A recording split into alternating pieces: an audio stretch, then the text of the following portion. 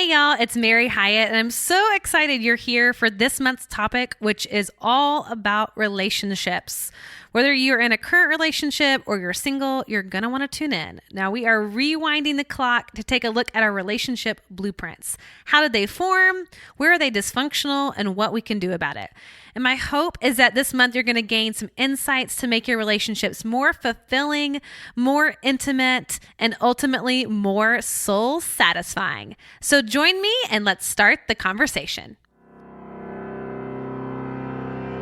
Welcome to the Living Fully Alive podcast with Mary Hyatt, here to help you find your authentic voice, learn how to love yourself, and embrace your life. And now, your host, life and mindset coach, body love advocate, and doTERRA Presidential Diamond, Mary Hyatt. Hey everybody, it is Mary, and man, I'm excited about this month. We are jumping into the conversation and theme of relationships, romantic relationships. Is there anything more terrifying than this topic? Well, maybe I could think of one or two other things, but it takes the cake when it comes to topics we typically avoid and do not want to get into. Lord. I know that in the Fully Live Circle membership, the general consensus, as I've been posting resources to dive into this topic, is that people are kind of nervous about this month and where it's going to take them. And it's getting real. It's getting real, y'all. And typically we, as people, avoid looking at relationships. It's sort of the one area of our lives where we want to put the blinders on. We want to ignore, we want to distract ourselves, and we don't want to kind of start poking and prodding into our relationships. And I get it. I mean, it's like there's a lot of risk if there are problems and we admit them and we look at them. Because typically, and this is kind of how it works, you only go to therapy in a relationship when that relationship is in a crisis mode. And so there's sort of this taboo thing of, you don't really talk about it. And then when you get to this place where you can't ignore it, like there's infidelity, there is addiction, there's something that is quote unquote extreme. Okay, now we got to go to therapy. And yet there are all these little warning signs along the way. There's all these little ways that we disconnect, that we move away from intimacy in our relationships that lead to some of these bigger issues. That, to me, it's never about the cheating. It's never about the addiction. It's never about the falling in love with somebody else. It is a deeper issue here. Those are sort of like the external behavioral things that come out sideways. But in reality, it is a lack of relationship with self, ultimately. And so as I've been thinking about where I wanted to start with this month's topic, I realized that we have to start with the idea of bringing our full self into our relationships. We can't talk about intimacy, conflict, desires, longings until we address how we, like the I, the person, the me, is showing up inside of my relationship. But before we get into all of that and we talk about it conceptually, I want to give you a little bit of backstory to my journey, because my guess is that most of you listening, unless you've been my best friend over the past 10 years, you probably don't know much about my relationship journey. So I was married at the age of 20, and I married somebody who was 9 years older than me. Y'all, 20 years old, okay? I mean, this is how we do it in the South, right? You think that this is the sense of your self-worth, is to get a husband, have babies, and then your life will be this sort of Disney fairy tale, happily ever after kind of story. And so for me, I experienced a lot of trauma at the beginning of my relationship. I was a caretaker, and you guys, some of y'all have heard this story, but I was a caretaker of my nephew, my ex-husband's nephew, who was diagnosed with neuroblastoma cancer at the age of 2. And we were his caretaker, and we're at Vanderbilt Hospital with him. And he ended up passing after 2 years of this cancer, in and out of the hospital. And it was devastating. I mean, it was like this, he got diagnosed, I think about 6 months no, not even, like probably 3 months into our marriage. And all of our energy and focus went to this sweet, precious little boy. And I didn't know how to cope with that. I didn't know how to cope with it as it was happening. And I certainly didn't know how to cope with it afterwards, after he passed. And I didn't even know who I was. I didn't know who I had become. And what's interesting is that, you think about a young person getting married. And I know that that was a trend for a lot of us growing up. And certainly it was for me. But, at 20 years old, you have no clue who you are. No clue who you are. And so for me, I sort of showed up in my relationship looking for my spouse to quote unquote complete me, to make sure that in order for me to be valued, he needed to see me. He needed to validate me. He needed to quote unquote make me whole. Like I fully bought into the Jerry Maguire part of the movie, where it comes to the end with him and Renee Zellweger, and he's like, you complete me. And I mean, seeing that movie, it was like, it created this idea in my mind that my husband completed me. That all of this kind of was unconscious, but it was this unconscious blueprint that I had grown up with. A man completes you. You got to make sure that he finds you attractive. You got to make sure that he finds you smart and funny. And I didn't know myself. And all the parts that I did know, I didn't like. But it was a recipe for leaving the relationship because I was disowning myself. I didn't even know myself. I was looking for someone outside of myself to complete me. And think about that. Think about if all of this hinged, your sense of self-worth, your sense of identity, your sense of meaning, your sense of purpose was in a way delegated to somebody outside of yourself to give that to you, to affirm who you were. And so I became a master puppeteer, a master mask wearer, somebody who knew how to please, somebody who knew how to be what others wanted me to be. And over time, you can imagine as this pattern continues, the continual leaving of self, the continual denying and pushing down, all the trauma that was going on with the death of our nephew and just the sort of domino effect that had on the rest of our relationship. It was like, I left the relationship. And so it wasn't, you can kind of guess. I mean, I ended up getting divorced almost 10 years after I was married. And it wasn't these big events that killed my marriage. It was my lack of self in the relationship. It was believing I was empty and needed someone to fill me up. It was not having any idea what I needed or what I wanted and delegating that to someone else. It was not addressing the fact that I wasn't showing up as myself in the relationship.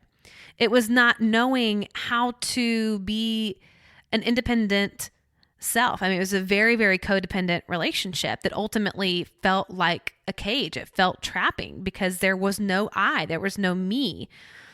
It was the expectation that someone needed to validate my worth in order for me to have worth. It was the needing of someone outside of myself to tell me that I was enough. It was all the unaddressed, unconscious programming that I had around my very existence as a woman, as a wife. Plus, collectively, it was the unwillingness to admit that we weren't happy. It was the unwillingness to get honest about how our closeness, both emotionally and physically, had gone out of our relationship. It was the unwillingness to admit we needed more than our business to hold us together. It was the unwillingness to address what was just below the surface. What killed our marriage was the pretending that everything was okay. It was all the coping and the numbing and the escaping and the recovering and the surviving. It was being so disconnected from ourselves and going through the motions that let our relationship die. A slow, like almost undetectable death until it was too late. Because I never had that fully formed self. Like I said, I was so young when I got married, and there wasn't space at that time in my family of origin to be the real me or the authentic me.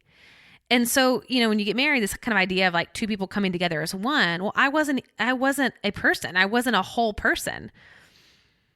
And I was just a version of myself that I thought people wanted me to be. A mask that I was wearing that I was really encouraged to wear to receive love, to receive acceptance from my teachers and my family, from boys, from friends.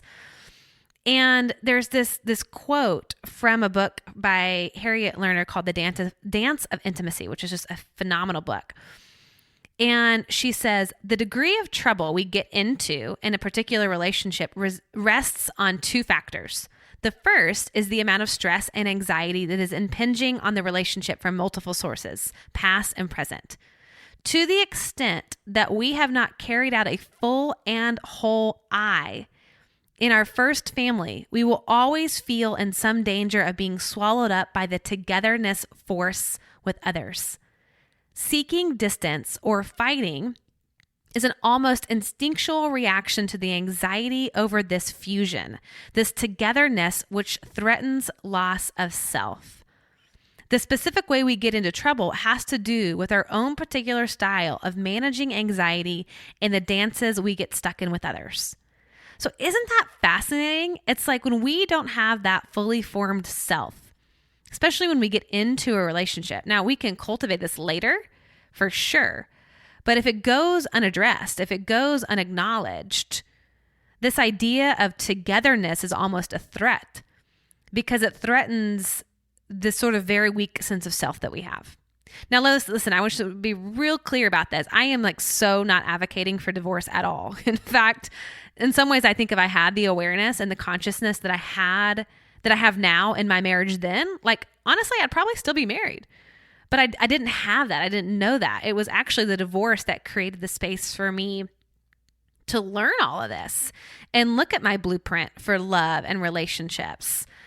And for me, I got to just trust that was divine. Like, I'm not going to sit and kind of question, should something have happened differently? Not to mention, I'm so grateful for my current relationship with my partner, Bentley. He's just amazing. And, life is funny, isn't it? It's just like there's this timing thing that happens. But through that, I was able to look at these blueprints, look at this relationship with myself and how that was not present inside of my marriage and how that led to the death of our relationship. So let's bring this back to you for a second, like capital YOU, and how your you-ness shows up in relationships. Now, my firm belief is that we can't have true intimacy without bringing our full self to the relationship. And so often we don't do this, right? Like we have walls up, we have barriers up, and we only allow, even to the people who are closest to us, only allow them to see these little bits and pieces of ourselves. And when that happens, when we disconnect from ourselves, when we leave this self, our patterns in our relationships become static and they begin to die a little bit. And that's why we got to start here.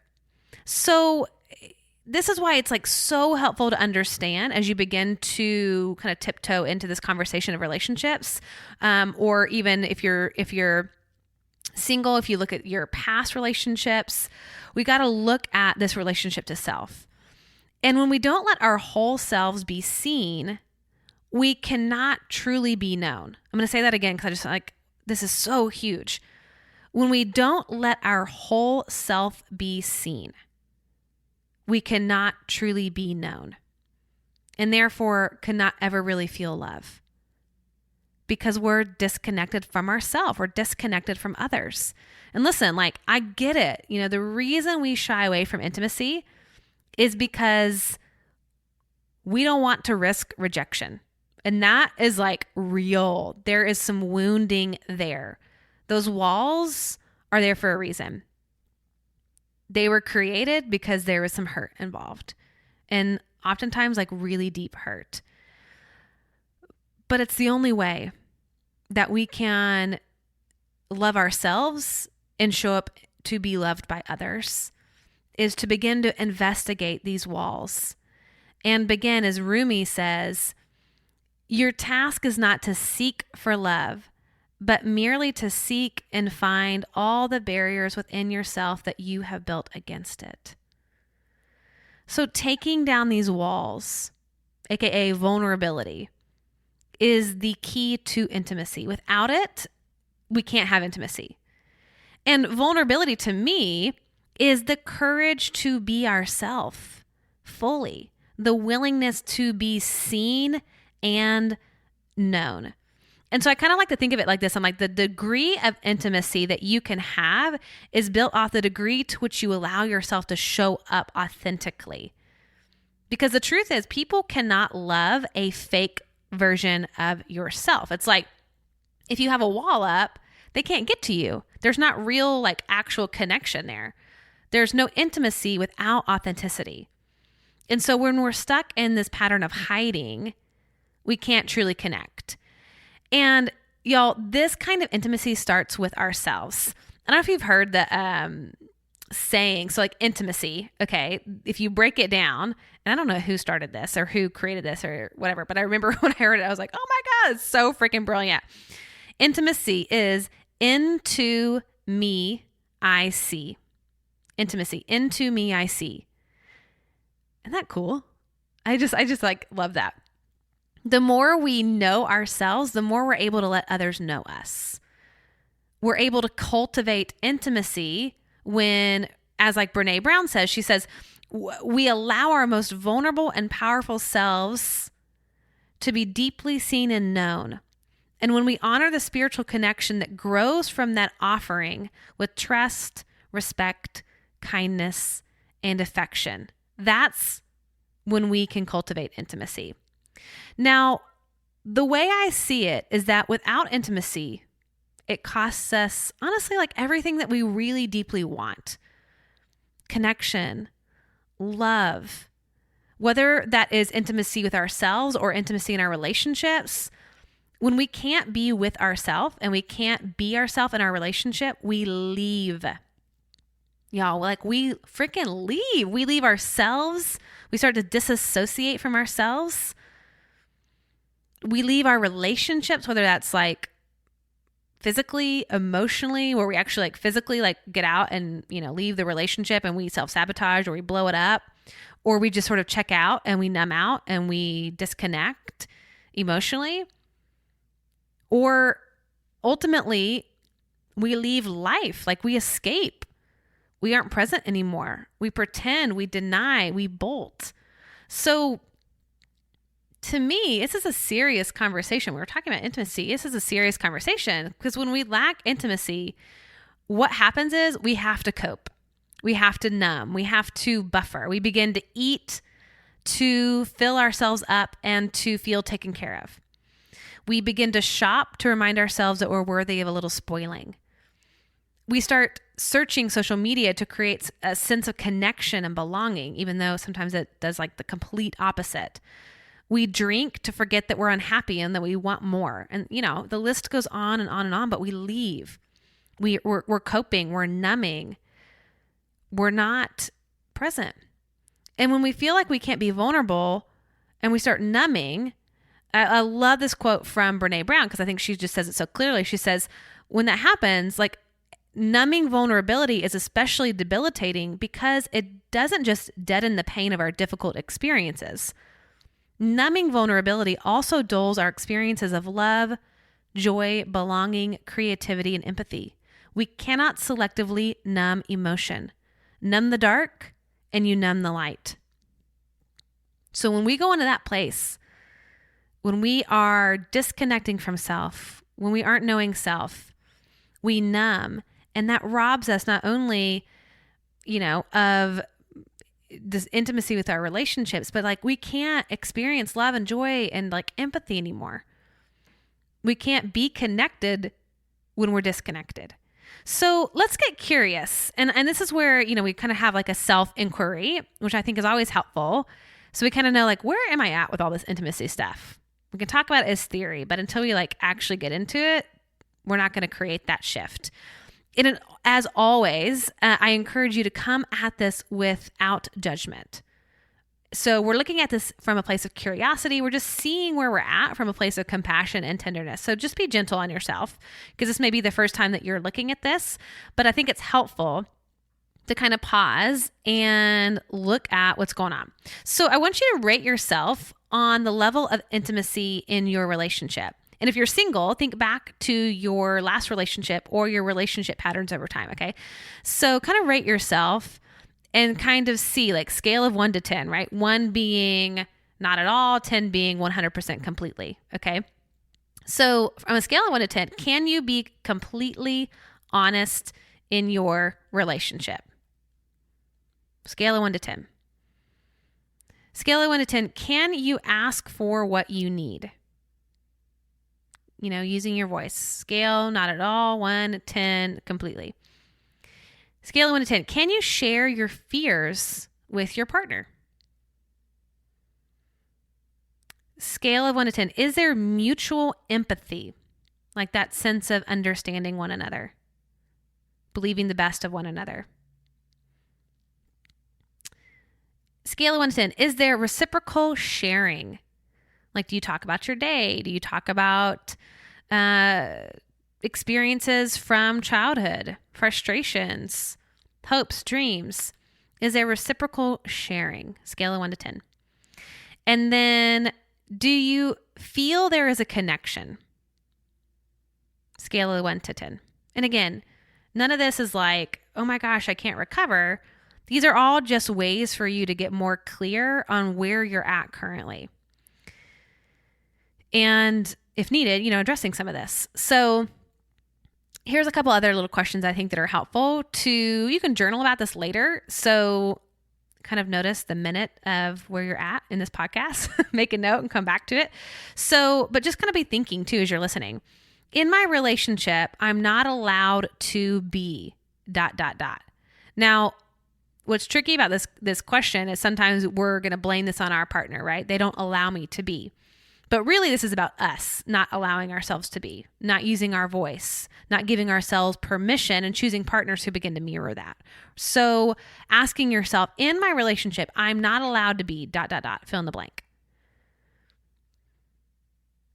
Because when you have to hide parts of who you are or mold yourself into a specific version for somebody, or a version that you think somebody will like better or love more, you can be sure that there's going to be a lack of intimacy, right? It's putting on that mask that becomes this wall, becomes this barrier. And so let's get honest for a minute. And these are hard questions. And I just want to just pause to sort of acknowledge this. This is like taking some truth serum. But really, it's like, and this was such a hard pill for me to swallow inside of my marriage. And honestly, I didn't. I wasn't willing to, which is why it ended the way that it did. And I wish that I would have asked myself these questions, honestly. But what kind of intimacy are you lacking? Like, if you could give voice to what you would want, what would that voice say? Like, I want more ... quality time, more sexual connection, more adventure, more emotion, more sharing. What is it that you feel like in the term of intimacy that you're lacking? And then this is kind of the last and most powerful question of all, which is, how intimate are you with yourself? How intimate are you with yourself? Like, do you tell yourself the truth? Are you willing to be honest with yourself? Do you spend time with yourself? Do you listen to yourself? Do you nurture yourself? And these are all things that we kind of look to our partner to do, again, kind of like quote unquote complete me. But are we doing that with ourselves? So again, these are great questions to journal about, to kind of start to dip your toe into looking at your relationship with yourself and with your partner or your past relationships. But I want to create kind of like a foundational understanding of intimacy so that we can begin to cultivate it more in our relationship. So in my opinion, intimacy is built from 4 building blocks. Intimacy inside of a relationship is built on 4 building blocks. And the first building block is self-love. This is kind of what we're talking about. We can only love others to the degree that we love ourselves. There is like this brilliant quote that Maya Angelou, I heard it on, maybe it was like Super Soul Sunday with Oprah, I think is where I heard her say this. It was just like, whoa, like mic drop moment, which is pretty much every time she opened her mouth. It was like, whoa. She said, I don't trust people who don't love themselves and tell me I love you. Hello. I don't trust people who don't love themselves and tell me I love you. Like that, isn't that the truth? Like if you are in a place where you hate yourself, you know, last month we talked all about body image and the body bully, and you hate yourself so much. It's like when you hate yourself, like you're going to judge other people. The ways you judge yourself, the ways you're critical on yourself, the ways that you berate yourself are the same ways that you give that to other people. When you love yourself, when there is a deep sense of acceptance and love, you're going to bring that into your relationship as well. Our love for ourselves can't be conditional. We cannot earn our own love, because if we do, then our love for others is conditional. We make other people earn our love, and we feel like we have to earn other people's love by what we do, how we show up, what we look like, all those different conditions. So the self-love really is that foundational building block. The second, in order to build intimacy, is trust. You've got to have a safe space in your relationship. That kind of agreement of, listen, I'm not going anywhere. You know, this is not a conditional love. I'm not leaving. Where there is also a respect of like, hey, I'm a vault here. What gets said here stays here. That you're basically saying, listen, I can hang in the discomfort. I can hang in the hard. I can hang in the messy. And there's trust here. If there is not trust, you just can't have intimacy. I mean, that's why I say it's like a foundational building block. It's foundational. The third is honesty. Being willing to admit where we are and what we want, both individually and collectively. When we're honest with ourselves first, when we have less, we're going to have less reasons to create secrets. Then we can be like more open. We can accept our faults. We can own our story. And intimacy requires that we're honest. We're honest with what's happened in our past, and we're honest with what's happening right now. Otherwise, we start doing the little dance. We put the mask on. We do everything to kind of leave the situation and pretend. But honesty, like radical honesty, I'm unhappy, I'm scared, I'm afraid. That is when we can create intimacy. That's really that vulnerability piece there. And then lastly, the fourth building block is understanding. When we can come at the conversations and our relationship from a place of non-judgment. When we seek to understand. Like where we really take a moment and we say, you know what?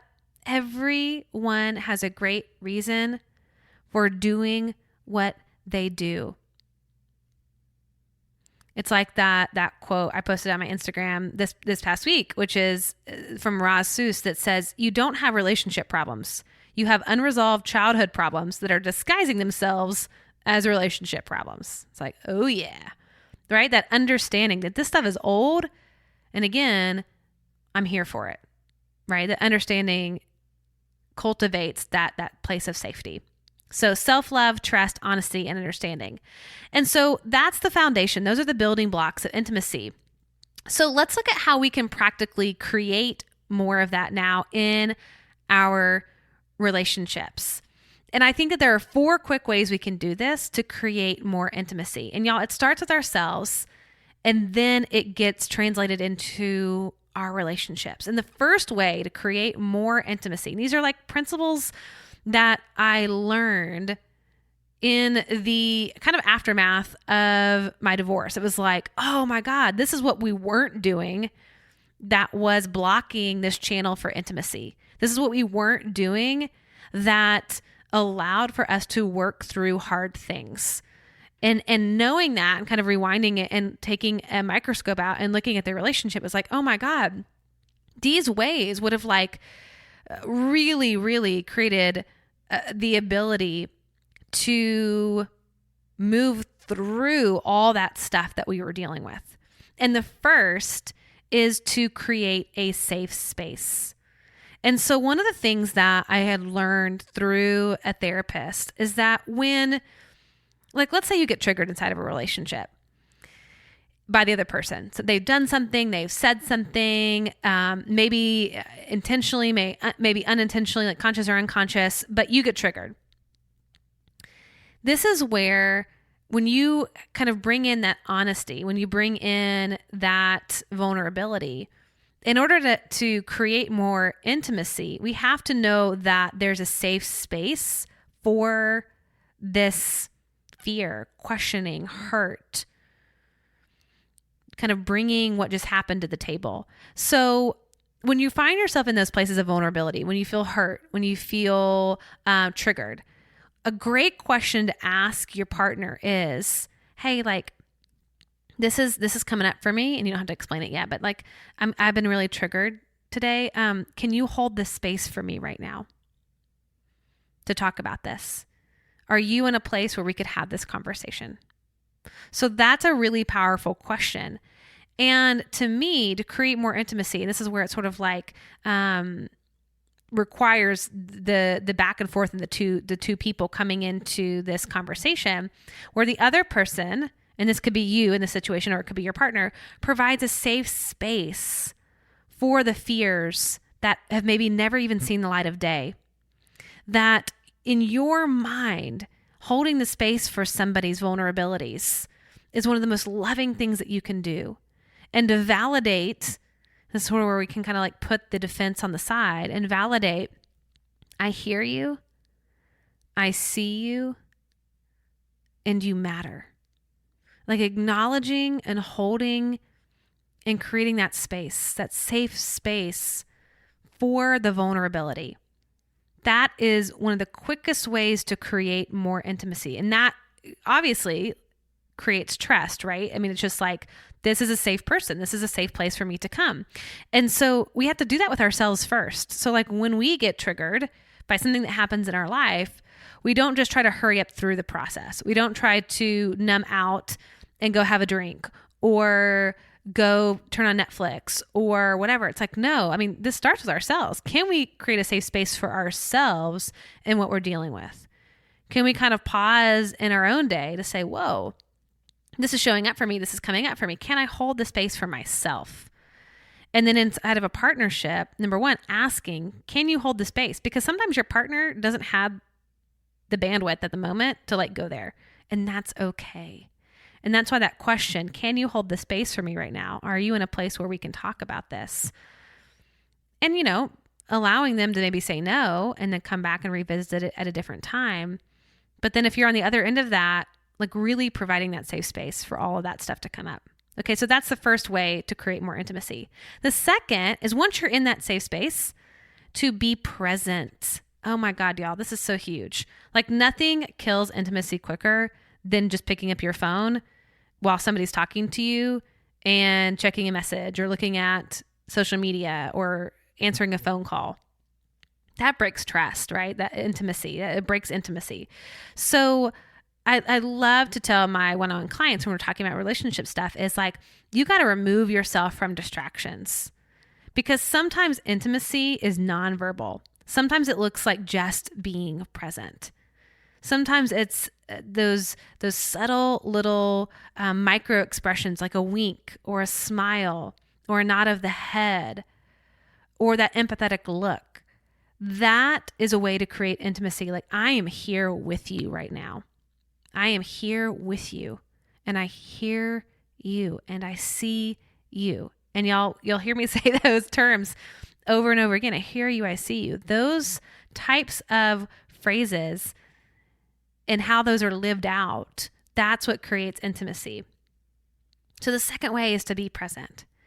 And then the third is to practice listening And y'all, I think listening honestly is an art, is a real art to intimately listen.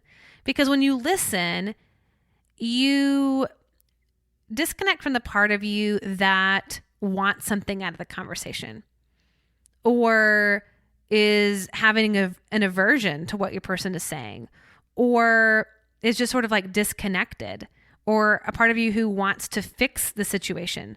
But practicing like true intimate listening is where you can sit in it together and you can like really hear them, really listen without sort of like the background chatter of your own mind. It's like, well, they should do this, or how can I help this? Or how can I come in and intervene here? It's like, you're just listening. Like you're literally the sounding board, the observing what your person is going through. That creates intimacy when there's not an agenda coming from your side. That's real healing. Like if you've ever been in the midst of somebody who just is like intently listening and they don't have an agenda, God, that's amazing, for intimacy. So that's the third quick way to create more intimacy is to practice your listening without wanting, without attachment, without an agenda. And then lastly, to create more intimacy, and we've talked about this a little bit, is to embrace vulnerability.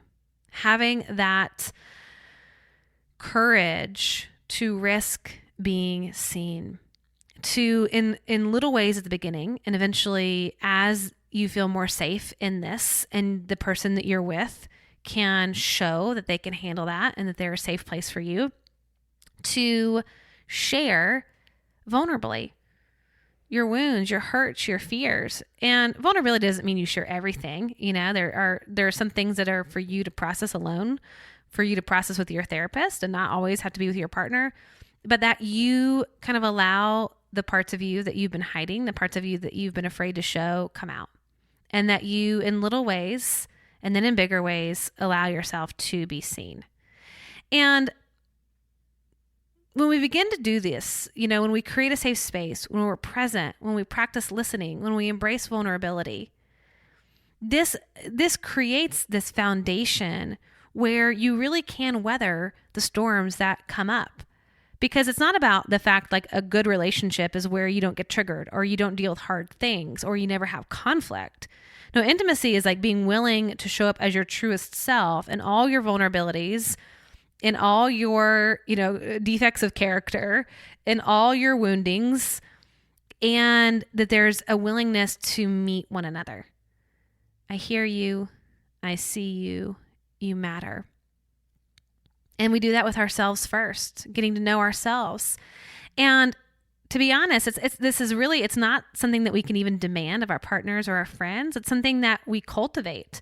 And this work begins with us. It's taking care of what is ours to take care of. Our responsibility is how we show up in the relationship, how we allow ourselves to be seen, because we cannot control the other person. It starts with us. And sometimes it's not reciprocal at first. We have to respect that, the person has their own story with this, their own boundaries, and we can't demand that they open up. But it's our journey to show up as ourselves, to do our own work, and to hold space if and when our partners want to share. So my encouragement is that you journal out some of these previous questions. And if you're in the Fully Alive Circle membership, work through day 1 of your journal prompt workbook and begin there. Begin with the questions inside of this episode as well. And to get curious about intimacy with yourself. And then the barriers to intimacy in your relationship. See where you have some of those walls, some of those fears about being your truest self. Getting curious about your fear of exposure, of using your voice, of being truly known. Because this work is a kind of work that feels really scary at first, risky at first. And y'all, I know because I've personally done it.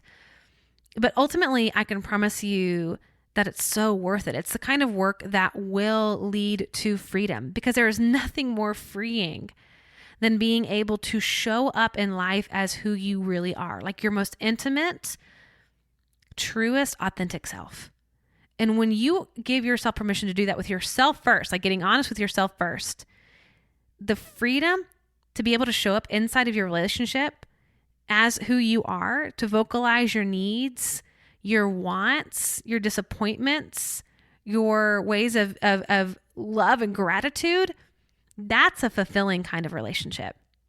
That's a kind of relationship that can withstand the test of time. And I know what it costs when you don't do it. Like, I've lived that. I've breathed that. I'm a product of doing the exact opposite of everything that I'm telling you to do today. It leads to the death of a relationship because it's a death of self. And the opposite is, and what I am learning currently and have been learning over the past 5 years of being divorced and entering into a new intimate relationship with my partner Bentley now, I'm getting to get a do-over. I'm getting to look at, what does it look like to know myself and to allow myself to be known? And y'all, it is scary as hell. It is scary as hell. But yet, because this is a safe relationship and because I'm allowing my partner to meet me in love, woo boy, it is like so healing. Like, I'm healing old wounds. So that is my invitation to you, is to come back home to you. To come back home to you so that your relationship can thrive on intimacy, honesty, authenticity, so that this really can weather years and years and years, and potentially a lifetime if you so desire. So I can't wait for the rest of the episodes this month, y'all. God, I've got some great conversations. Lindsley's coming on next week. We've got an awesome episode coming up there. We're getting into all of our stuff. I've got some amazing guests coming on the podcast this month. So make sure you subscribe to the podcast, get on the list, because this is one of those topics that is so just deeply healing as we move through the month and get into it. So just remember, and our conclusion, that the purpose of life is to be grateful, to be great, and to be full. All right, I'll see y'all next week. Bye. Hey y'all, thanks so much for listening to today's episode. I hope you got some amazing nuggets to take home and start implementing into your life. And if you're looking for the show notes and links, head on over to maryhyatt.com/show. And if you loved it, why not bring your girlfriends along this journey of becoming fully alive with you? Just give a quick share of this episode to your social channels and enjoy those debriefing convos with your besties. Thanks again, and I can't wait to connect with you next week.